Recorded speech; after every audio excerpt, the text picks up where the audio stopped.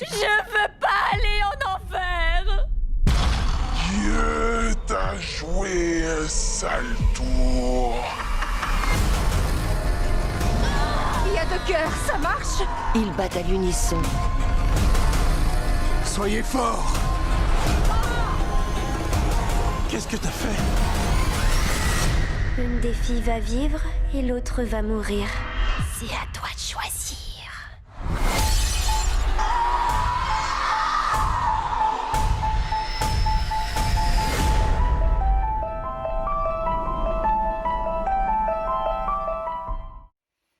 Et salut à toutes et à tous, on se retrouve aujourd'hui sur la chaîne pour la critique express du film L'Exorciste Dévotion.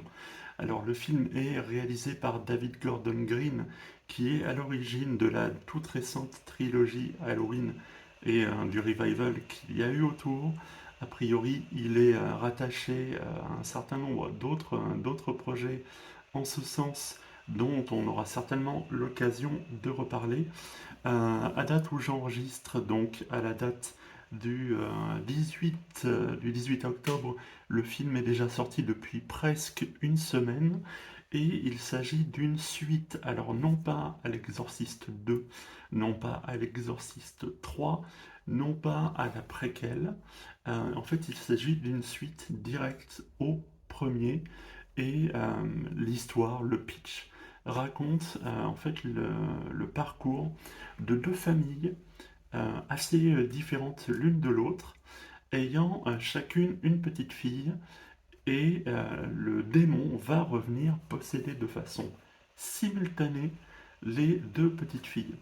Alors voilà en gros pour le pitch. Bien sûr, je ne rentre pas plus dans l'histoire pour 2 raisons. D'abord pour éviter de vous spoiler, puisque comme vous le savez, dans mes critiques vidéo, je fais en sorte de ne pas vous spoiler, bien sûr. Et l'autre raison, c'est que là encore, comme pour Halloween, ce film est le premier d'une série de 3. Il y a vraiment pas mal de choses qui sont déjà importantes pour le film en lui-même et qui sont aussi importantes pour les 2 suites. Sachez juste que on retrouve à la musique le fameux Tubular Bells de Mike Oldfield que tout le monde connaît. Il faut aussi savoir que à la production, c'est Blumhouse, qui est une société qu'on retrouve derrière énormément de films d'horreur de ces dernières années 10-15 ans, dirigé par Jason Blum, et qui est donc à la manœuvre, avec aussi Morgan Creek pour des questions de droit. Au niveau de la distribution, on va retrouver Leslie Odom Jr., Anne Dowd, Jennifer Nettles, Norbert Leo Butz. On va retrouver, mais ça encore, c'est dans les bandes annonces, donc c'est pas du spoil, Ellen Burstyn, qui jouait dans le film d'origine La maman de Regan.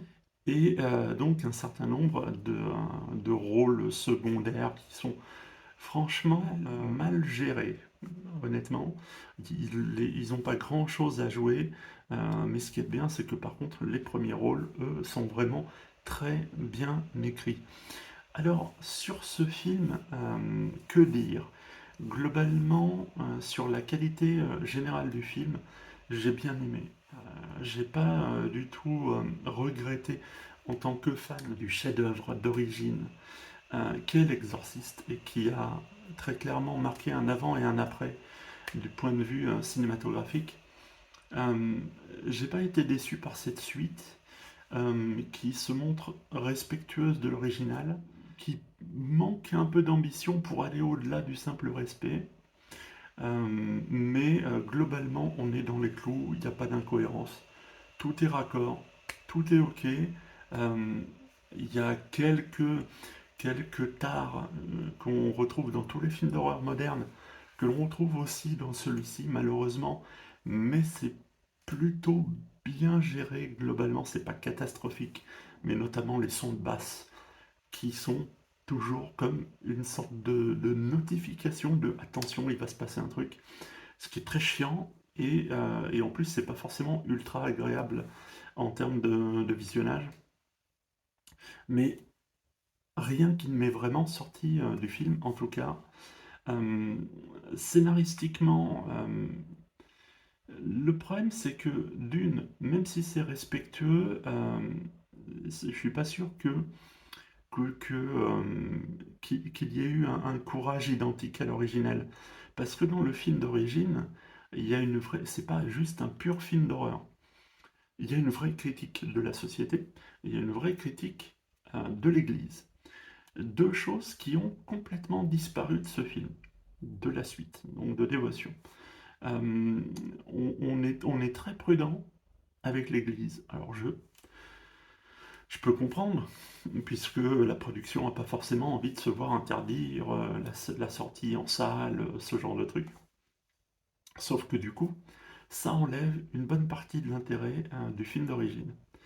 Euh, il y a une sorte comme ça de prudence qui me fait dire, tiens, c'est dommage parce que il y avait de la matière pour aller plus loin et pour vraiment marquer de son empreinte la saga L'Exorciste.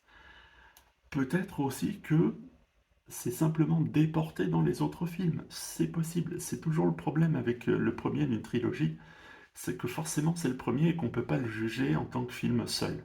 Enfin, c'est très difficile. Il faut voir les trois et voir l'ensemble. Alors maintenant, pour ça, il va falloir attendre un peu. Euh, le jeu d'acteurs pour les acteurs principaux est vraiment très bien. Très bien.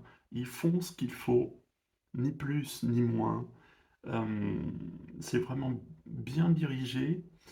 La mise en scène, d'ailleurs, est très bien aussi. C'est maîtrisé.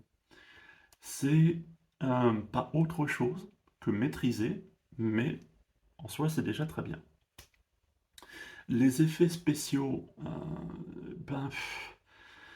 il y a un peu à boire et à manger, c'est-à-dire que pour tous les effets qui sont vraiment purement mécaniques, ou de maquillage, ou de prothèse, c'est top. Vraiment, parce que ça, aujourd'hui, on sait faire. Il y a des passages où on sent que c'est numérique, alors que ça aurait pu être fait autrement. Euh, je me souviens que dans le premier, dans une des scènes coupées, une des rares scènes coupées, euh, on voit le personnage de Regan descendre les escaliers en faisant le pont, en fait. Donc, à l'époque, pour faire cette scène, ils avaient simplement embauché une contorsionniste. Et le résultat est absolument terrifiant. Euh, alors, il n'y a pas de descente d'escalier en faisant le pont, là, cette fois-ci, mais il y a d'autres séquences de contorsion qui auraient pu être faites par des vrais contorsionnistes. Ça n'a pas été le cas, et ça se sent. Et ça, c'est un vrai problème, cette espèce de recours un peu trop automatique au numérique, mais ça, c'est pas lié à ce film-là en particulier, parce qu'en plus, il n'y a pas non plus 50 000 séquences de ce type. Mais quand même, moi, ça m'a gêné. Ça m'a gêné, et je veux dire, globalement, le film me donne envie de croire que, bon, admettons, ils veulent faire une trilogie, très bien. Le film me donne suffisamment de bonnes choses et de bons points en tant que fan de L'Exorciste premier du nom pour me dire, ok, je vais accorder ma confiance à la suite. Et on verra comment ça se passe.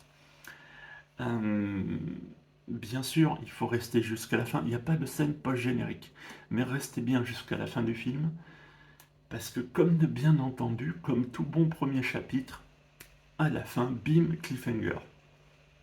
Je vous en dis pas plus. Surtout que j'étais peut-être endormi, je sais pas, mais en tous les cas, moi je l'ai pas vu venir. Donc ça a marché. Ça a vraiment bien fonctionné. Donc, encore une fois, pour moi, honnêtement, c'est un bon film. C'est pas autre chose qu'un bon film, qu'on soit bien d'accord.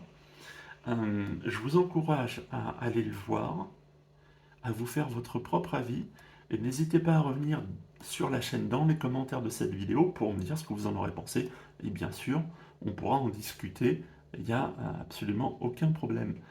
N'oubliez pas, comme je sors d'une longue pause, n'oubliez pas de liker la vidéo, de la commenter si vous le souhaitez, de la partager, ça serait gentil. Ça aide vraiment, vraiment la chaîne. Et si je peux faire autant de vidéos sur plein de sujets. Alors, après, ça va se diversifier. C'est vraiment grâce à ça.